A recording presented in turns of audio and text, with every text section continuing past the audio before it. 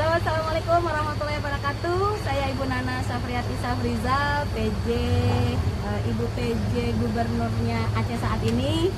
Dan saat ini saya bersama dengan Ibu. Ayo kita di sini bersama dengan Ibu Wali Kota sedang berada di lokasi salah satu lokasi wisata yang ada di Subuh Salam ya Bu. Namanya apa tadi? Namo Sampuren.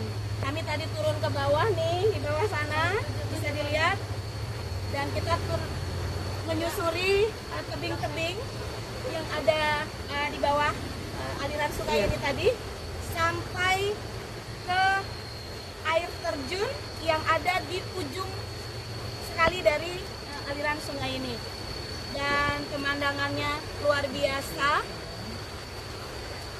perjuangannya, effortnya juga luar biasa, dan memang butuh butuh satu tekad yang kuat dan bulat untuk bisa sampai ke tempat yang indahnya memang luar biasa. Dan sampai di sana terbayarkanlah semuanya usaha kita yang tadi ini, semua effortnya terbayarkan ketika kita sudah di sana. Tempatnya luar biasa, Masya Allah.